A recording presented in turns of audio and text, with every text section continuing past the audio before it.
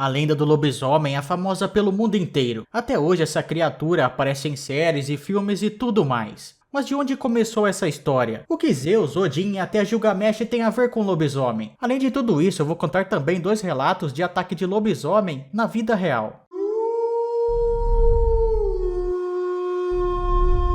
Exatamente de onde saiu essa lenda do homem-lobo ou do lobisomem não dá para saber ao certo. Alguns tentam colocar a origem em coisas diferentes. Por exemplo, em uma entrevista, o Daniel Ogden diz que uma das possibilidades da origem dos lobisomens seria que na verdade essa lenda seria uma metáfora para os meninos que se tornavam guerreiros nas antigas sociedades, onde um grupo de meninos com armas leves eram enviados para patrulhar as fronteiras. Então eles sairiam de crianças para ferozes e selvagens guerreiros. Um paralelo que a gente pode fazer com esse pensamento são os Berserkers. Se você for novo no canal, prazer, eu sou o M, e todo domingo e toda quarta-feira eu trago vídeos sobre mitologias aqui no canal. Se você não quer perder nenhum desses vídeos, se inscreve aí. E se vocês quiserem mais vídeos sobre lobisomens e criaturas em geral, comentem aí e deixem um like que quanto mais o vídeo vai bem, mais rápido eu trago mais vídeos sobre. A palavra Berserker era usada pelos nórdicos para eles falarem sobre aqueles guerreiros que eram tão violentos no campo de batalha que pareciam até mesmo que eram animais. E de acordo com algumas citações, os Berserkers ficavam tão loucos no meio do campo de batalha, que eles até uivavam como se fossem lobos, e até mordiam os escudos. Diziam que eles nem sentiam os golpes que levavam, e tinham uma força que era sobrenatural.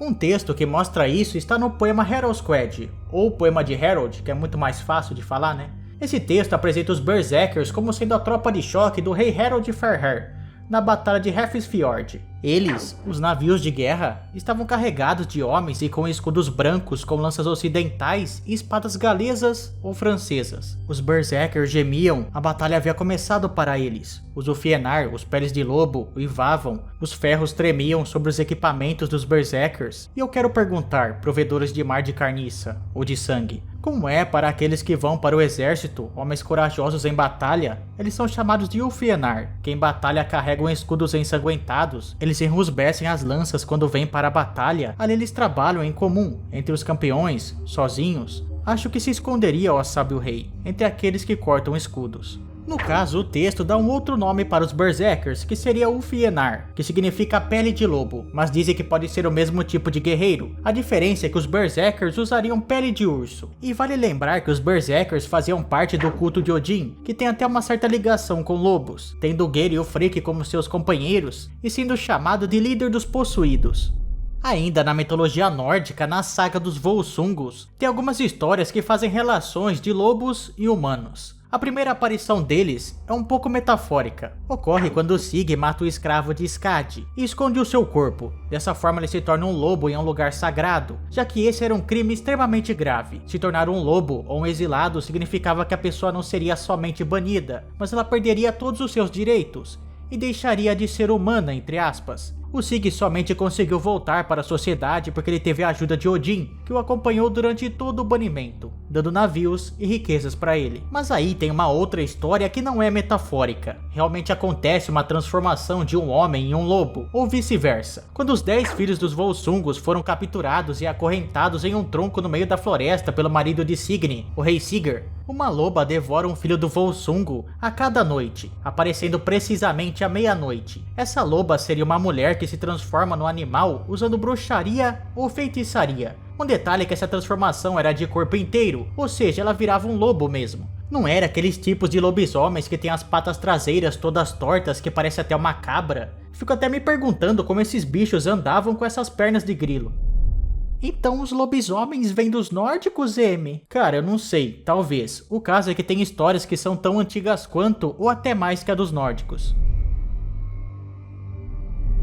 Talvez a mais antiga dessas histórias de lobisomens esteja no épico de Gilgamesh, onde o rei de Uruk se nega a se relacionar com a deusa Ishtar, porque ele sabia que ela tinha transformado um de seus ex-amantes, que era um pastor de ovelhas, em um lobo, e ele atacou as suas próprias ovelhas e também os seus amigos. Na Grécia, Heródoto falou sobre um povo chamado Neuri, que segundo ele, era uma tribo louca de homens mágicos, que se transformavam em lobos durante vários dias do ano. Os Neuri eram de Sítia, uma terra hoje que faz parte da Rússia, então você deve imaginar que lá faz muito frio, não é?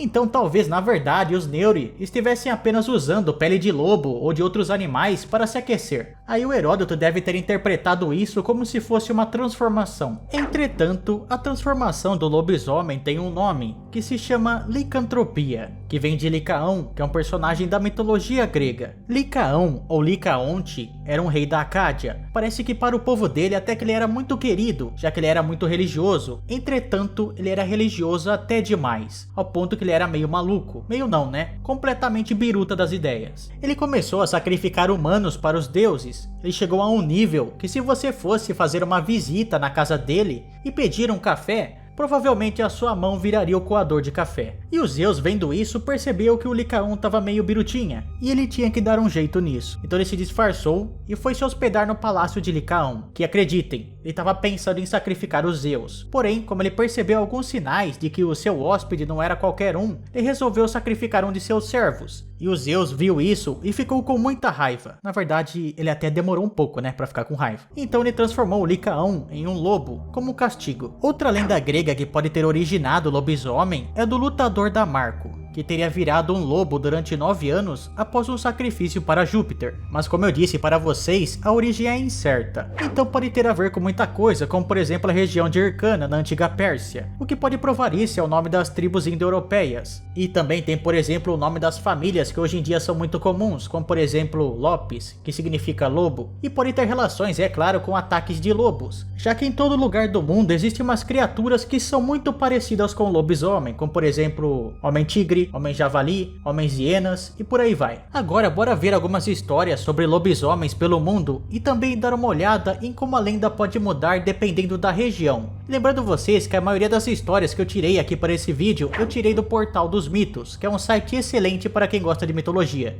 Então dá uma olhada lá no site que ele é sensacional.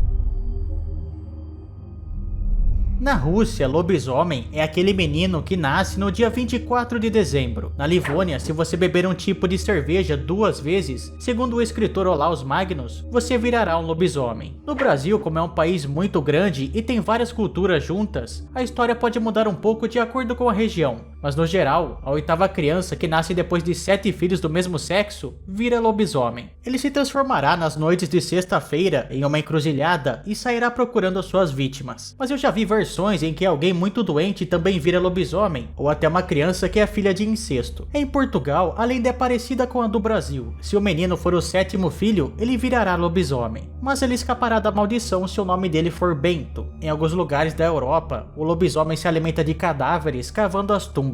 Na Fennoscândia, esses monstros são na verdade bruxas, que eram transformadas com garras gigantes e olhares hipnóticos. Na Sérvia tem os Vulkodlaks, que são lobisomens que tiram a pele de lobo durante o inverno e se essa pele for queimada, a maldição acaba. Os Navajo, que são uma tribo da América do Norte, acreditam que existe um tipo de feiticeira que se veste de pele de lobo, que são as chamadas Maikob. No México existe a lenda dos Mahuo, que é um homem-lobo que rouba queijo e ataca mulheres. Agora o porquê ele rouba queijo, eu não sei. Apesar de nas séries, nos filmes e nos desenhos dizer que se você for mordido por um lobisomem, a maldição passa adiante, não é bem assim que acontece, né? Até porque, gente, convenhamos, né, que se o lobisomem conseguir te morder uma vez, ele não vai parar na primeira mordida, provavelmente você vai de caixa mesmo. Mas segundo as lendas, tem algumas maneiras de você virar lobisomem. Se você dormir fora de casa em uma sexta-feira à noite e a luz estiver brilhando no seu rosto, você pode virar lobisomem. Outras maneiras são fazendo aliança com Satanás, tirando a roupa e amarrando em um cinto de pele de lobo, bebendo água de uma poça feita por uma pata de lobo e por aí vai. Inclusive eu tava quase esquecendo, mas as histórias dos contos de fadas pode ter a figura do lobisomem, até porque os lobos que aparecem nelas têm características humanas. E se você quiser saber mais sobre elas, eu fiz um vídeo sobre a história do lobo mau, do gato de botas, né, que é o Morte. Nesse vídeo eu conto várias histórias do lobo mau. Se você quiser ver ele, vai estar no card e na descrição. Tá, a gente viu os vários tipos de lobisomens que tem, mas como se defender de um? Bem, segundo as histórias, eles podem ser feridos por fogo, prata e uma planta que surgiu da baba de Cerberus, que é acônito. Mas se você quiser matar ele de vez, você vai ter que cortar a cabeça dele ou cortar o coração. Mas caso você não seja forte igual eu, por exemplo, e queira apenas fugir do Lolo, você pode jogar cinzas de montanha ou centeio na cara dele e isso vai atrasá-lo, vai prejudicar o faro. Agora vamos falar de histórias de lobisomem no mundo real.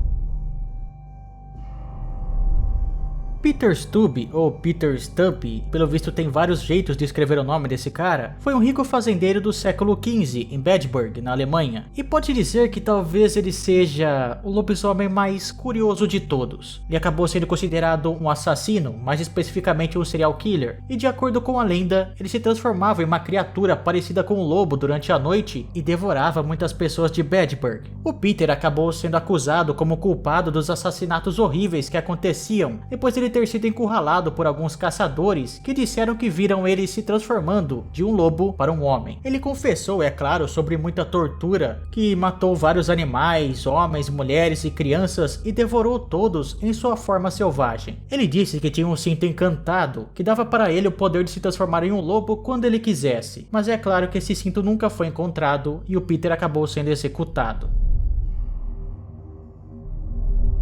Essa história é uma lenda, se bem que não é exatamente uma lenda, mas enfim, vocês vão entender. Essa criatura teria atacado bezerros e até uma criança em Seringal Sardinha, no Acre, em 1990. Ele é descrito como um lobisomem comum, sendo coberto de pelos e andando em duas patas e com cara de cachorro. Porém, tem algo que difere ele de todos os outros lobisomens, que é o fato dele ter um olho na testa e um outro na barriga, o que na verdade de certa forma lembra muito uma pinguari. O que eu vou contar agora saiu no jornal Notícias Populares em 1990, ou seja, isso aqui teria realmente acontecido. Segundo a história, um grupo de seringueiros estava trabalhando em Seringal Sardinha até que ouviram um grito de bezerro. Então eles foram ver o que tinha acontecido, e quando entraram na mata tomaram um baita susto. Tinha um monstro gigante que estava devorando um pequeno animal. Isso fez com que dois policiais, junto com um vereador local que se chamava Chico Pérez, fossem atrás dessa criatura. Eles ficaram 3 dias procurando e no fim disseram que apenas encontraram umas pegadas gigantes com marca de garras e restos de animais devorados. Eles disseram que até chegaram bem perto da criatura,